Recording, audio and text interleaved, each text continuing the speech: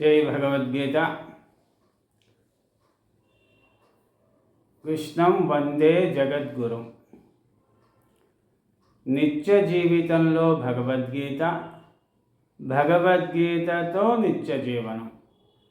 మన ఈ కార్యక్రమంలో భగవద్గీత మనకి ఏం చెబుతోంది, ఇది సందేశం, ఒక సలహా, ఒక సూచన, ఒక జీవన విధానం. పరమాత్మ ఈ యొక్క భగవద్గీతని కృష్ణుడు అర్జునుడు చెప్పాడు. ఇది ఆ యొక్క ద్వాపరయుగంలో కురుక్షేత్ర యుద్ధంలో కృష్ణుడు అర్జునుడు ఉపదేశం చేశాడు అనేది మనకు తెలుసు. అదే ఎక్కువ ప్రచారణ కూడా ఉంది. కానీ ఈ భగవద్గీత అనేది సృష్టికి ముందే, అంటే సృష్టి ప్రారంభానికి ముందే పరమాత్మ ఈ యొక్క భగవద్గీతని ముందుగా సూర్యనారాయణ, అంటే మనం రోజు ఆరాధించే ఆ సూర్యనారాయణకి చెప్పాడు, సూర్యుడికి చెప్పాడు భగవద్గీత. కాబట్టి సృష్టికి ముందే భగవద్గీత యొక్క సిద్ధాంతాలు, సూత్రాలు ప్రతిపాదన చేసి చక్కగా ఇక సృష్టి కార్యక్రమం చేశారు. అందరికీ చెప్పాడు, ముందుగా సూర్యుడికి చెప్పాడు, నేను ఒక సృష్టి కార్యక్రమం చేస్తున్నాను, దానికి నీ యొక్క సహాయం చాలా అవసరం ఉంది, నువ్వు లేకపోతే సృష్టి లేదు. కాబట్టి మన దగ్గర ప్రత్యక్ష దైవము ఆ నారాయణ స్వరూపమే సూర్యుడు. కాబట్టి సూర్యనారాయణుడు అని మనం రోజు ఆరాధిస్తాం. లేవగానే ముందుగా అందరూ కూడా ఆ యొక్క ప్రత్యక్ష దైవమైనటువంటి సూర్యనారాయణకి నమస్కారం చేసుకుంటాం.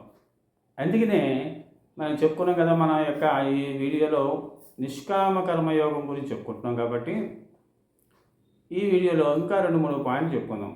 కాబట్టి ఈ నిష్కామ కర్మయోగం అనేది ముందుగా సూర్యుడికి చెప్పడం జరిగింది. నువ్వు లోకానికి వెళ్తున్నివ్వాలి, నీ పని అది.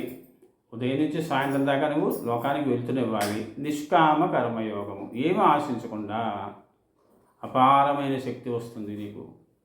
భగవద్గీతలో ఏం చెప్తున్నాడు, ఈ నిష్కామ కర్మయోగం వల్ల నీ శక్తి వృద్ధి అవుతుంది, క్షీణించడం అనేది ఉండదు. సకామ కర్మయోగంలో నీ యొక్క శక్తి క్షీణిస్తూ వస్తుంది. కోరికలతో చేసే పని ఎప్పుడు క్షీణిస్తూ వస్తుంది. అంతేకాదు సకామ కర్మలు అంటే ఫలితాన్ని ఆశించి చేస్తూ పోతుంటే దీని యొక్క పరాకాష్ఠ ఎలా ఉంటుంది అంటే, నిరసించాడు భగవంతుడు నిరసించాడు. అంటే దీన్ని వద్దని క్లియర్గా చెప్పేశాడు. సకామ కర్మాలతో అసలు పని చెయ్యొద్దు, క్లియర్గా చెప్పేశాడు భగవద్గీతలో. కోరికలతో పని చెయ్యొద్దు. అది దాని పరాకాష్ఠ ఎలా ఉంటుందో మనకు తెలుసు. కామ, క్రోధస్తథా లోభ. ఈ కోరికలు ఏమవుతాయి, కోపాలుగా మారుతాయి, అసూరుగా పెడతాయి, అనేక రకాలైనటువంటి నిన్ను కబళిస్తాయి. అనేక రకాల విషయాలతో నిన్ను కబళించేస్తుంది కోరిక. లోభంగా మారుతుంది. ఆఖరికి కురుక్షేత్ర యుద్ధం కూడా జరిగింది ఈ కోరికలు ఎక్కువైపోవడం వల్ల. పరాకాష్ఠ అనమాట. మనం కూడా ఇప్పుడు యుద్ధాలు చూస్తున్నాం చూడండి. ఈ యుద్ధానికి కారణం ఏంటంటే పరాకాష్ఠ అన్నమాట. ఫలితం యొక్క కోరికలతో పని చేస్తే దీనికి అంతిమంగా వచ్చే ఫలితం యుద్ధాలు. ఇది ఫైనల్. నిష్కామ కర్మలలో అటువంటి ఉండదు. స్నేహము, ప్రేమ, దయ, కరుణ, పరోపకారము ఇవన్నీ ఉంటాయి. అంతేజాగా సకామ కర్మలు చూడండి, మనకి స్కూళ్ళలో కూడా చిన్నప్పటి నుంచి కూడా రిజల్ట్ ఓరియంటెడ్. క్లాస్ ఎల్కేజీ దగ్గర నుంచి కూడా 100కి 100 మార్కులు వచ్చేయాలి. ఫలితం ముందు పెట్టేస్తారు. ఫలితాన్ని ముందు జాయిన్ అయినప్పుడే నీకు 100కి 100 మార్కులు వచ్చేయాలి. ముందు ఫలితాన్ని వాడికి చెప్పేస్తే వాడు భరించలేకపోతున్నాడు పిల్లలు. అంటే బాల్యం నుంచి కూడా రిజల్ట్ ఓరియంటెడ్గా, అంటే చదువులో పోటీ, ఉద్యోగాల్లో పోటీ, వ్యాపారాల్లో పోటీ, అలాగా ఎలక్షన్లో పోటీ, ఇలాగా ఈ లోకమంతా పోటీ ప్రపంచంలోకి వెళుతుంది. కానీ అది వాళ్ళకి తెలియదు. పోటీ ప్రపంచం అనేది చాలా తప్పుడు వ్యవహారం. ఎందుకని మన వాళ్ళకి తెలియదు. భగవద్గీత చదివితే కదా, మన పాలకులు భగవద్గీత చదివితే తెలుస్తుంది. వాళ్ళకి అవగాహన లేదు.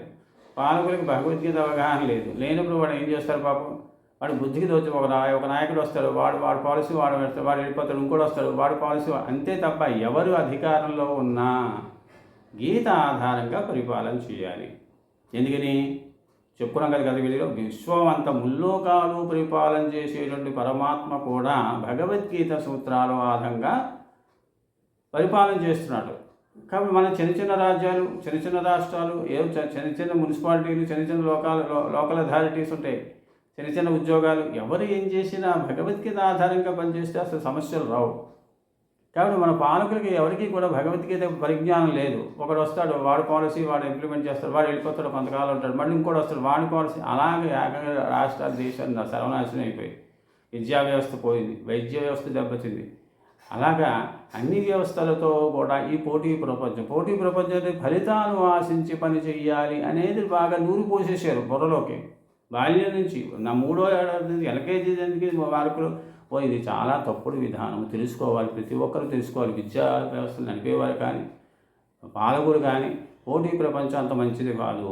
భగవంతుడి పని చేయండి, ఏ రంగంలో ఉన్నవాడు ఆ పని చేయండి, సేవాభావంతో చేయండి, నీకు దొరుకుతుంది. ఏం సంస్థలు కొద్ది సేవాభావంతో చేస్తే ఏ సంస్థ మూతపడతావు.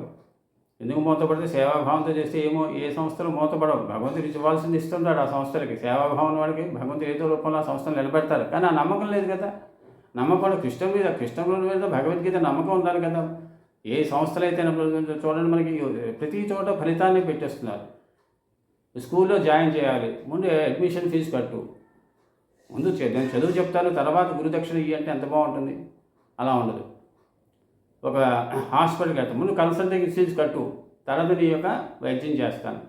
వాడు అనారోగ్యంతో బాధపడేవాడికి డబ్బులు ఉండొచ్చు, లేకపోవచ్చు. ముందు వైద్యం చేయాలి ఎవరైనా, తర్వాత వాడి దగ్గర ఆనందం తీసుకోవాలి. అదే తర్వాత ఒక లాయర్ గారు ఉంటారు, ముందు కన్సల్టింగ్ ఫీజు కట్టు, తర్వాత కేసు వాదిస్తాను అంటారు. వాడి దగ్గర కష్టాల్లో వచ్చి నీ దగ్గర కష్టాల్లో వచ్చి వీళ్ళందరూ కష్టాల్లో వచ్చి మీ దగ్గరికి వస్తే ముందు డబ్బులు కట్టింటే వాడి దగ్గర ఉండొచ్చు, ఉండకపోవచ్చు. ముందు అంటే వీళ్ళకి భగవద్గీత నాలెడ్జ్ లేదు. భగవద్గీత నాలెడ్జ్ ఉంటే వాళ్ళు అలా చేయరు, తప్పు చేయరు. తెలియదు కదా, తెలియక చేసే తప్పులేదు ఇవన్నీ. తెలియక కావాలని చేసే కాదు, తెలుసుంటే వాడు అలా చేయరు. ముందు విద్యా వ్యవస్థ, ముందు విద్యని నేర్పి గురుదక్షిణ వాళ్ళే ఇస్తారు. ఎందుకు ఇవ్వరు? వైద్యం చేయముందర ఎంతో కొంత ఇస్తారు కదా. ఇవ్వకుండా వాడు వాడు ఇచ్చుతారు. వైద్యం నారాయణ హరి అన్నారు. వైద్యుడు రుణం ఎందుకు ఉంచుకుంటారు? ఎవరు ఉంచుకోరు. గురువుగారు రుణం ఎందుకు ఉంచుకోరు కదా. కాబట్టి ఒక న్యాయవాది ఉన్నాడు, చక్కటి సలహాలు ఇచ్చేది, సూచనలు ఇచ్చాడు, వాడు వచ్చి క్లయింట్కి మంచి చేశాడు. ఆ క్లయింట్ లాయర్ గారికి ఏదో చెప్తాడు కదా. కానీ ముందుగానే కట్టండి అంటే రిజల్ట్ ఓరియంటెడ్గా వీళ్ళు చేస్తున్నారు. కాబట్టి ఇది భగవద్గీత సూత్రాలు తెలియక ఇది పరాకాష్ట చెప్తున్నాం కదా. అన్నదమ్ముల మధ్య కుటుంబ కలహాలు వస్తాయి. దీనికంటే పోటీ ప్రపంచం కదా. పోటీ వాడింత వీడింత అంతా కంపారిజన్. ఈ కంపారిజన్ భగవద్గీతలు ఎక్కడ మనకి పెట్టలేదు. అందరూ సమానమే. ఒక కంపెనీ ఉంటే ఆ కంపెనీ CEO ఎంతో, సెక్యూరిటీ ఆఫీసర్ కూడా అంతే, ఇద్దరు సమానమే. వ్యవస్థ నడపాలంటే అందరూ సమానం భగవద్గీత చెప్తారు. ఎక్కువ తక్కువ అని భేదభావం లేదు. అందరికీ తలో యొక్క డ్యూటీ ఇచ్చాము. ఎవరి డ్యూటీ వారు నిస్వార్థంగా సేవ చేయండి. భగవంతుడు ఎవరిని కడుపుతో కాల్చడు. భగవంతుడు సృష్టికర్త ఎవరిని కూడా కడుపుతో కాల్చి అన్నం లేకుండా చేయడు. అవన్నీ పెడతాడు. కానీ విశ్వాసం నమ్ముడు భగవంతుని పట్ల, భగవంతుని యొక్క మాట పట్ల, ఆయన యొక్క నమ్మకం పట్ల ఉండి మనకి భగవంతుని జన్మ ఇచ్చాడు. ఈ జన్మకు మనకు ఒక వృత్తి ఇచ్చాడు. వృత్తి ద్వారా సమాజ సేవ చేయాలి. ఫలితం ఎంత వస్తే అంత వస్తుంది. ఎందుకని మనం చేయలేకపోతున్నాం? ఎందుకని మన యొక్క కోరికతో పనిచేస్తున్నాం? కాబట్టి ఆ కోరిక బంధానికి దారిస్తుంది, అశాంతికి దారితీస్తుంది, ఇబ్బందులు గురి చేస్తుంది అని భగవద్గీతలో పరమాత్మ కోరికలతో పనిచేయడం అనేది పూర్తిగా నిరసించాడు. దీన్ని పూర్తిగా బుద్ధుని క్లియర్గా చెప్పాడు. నిష్కామ కర్మయోగమే మనిషి జీవన ఉన్నతికి మెరుగుపరుస్తుంది. వాడి యొక్క జీవన విధానాన్ని మెరుగుపరుస్తుంది. అంతేకాదు ఆనందాన్ని ఇస్తుంది. ఒకరోజు నిష్కామకర్మ చేసి ఆచరించి చూడండి. ముందు నిష్కామకర్మ అంటే మనం బాగా తెలుసుకుందాం. ఆచరణ అనేది తర్వాత పెట్టుకుందాం. దానికి దీని ఉన్న ఇబ్బందులు ఏంటో తెలుసుకుందాం. దాంట్లో ఉన్న లాభాలు ఏంటి, దీంట్లో ఉన్న లాభాలు ఏంటి, దాంట్లో ఉన్న నష్టాలు ఏంటి, దీంట్లో ఉన్న నష్టాలను తెలుసుకుంటే మనకి నిష్కామ కర్మయోగి ఎంత గొప్పదో తెలుస్తుంది. భగవంతుడు చెప్పాడు కాబట్టి ఈ నిష్కామ కర్మయోగాన్ని మనం ఆచరించడానికి ప్రయత్నం చేద్దాం. స్వస్తి.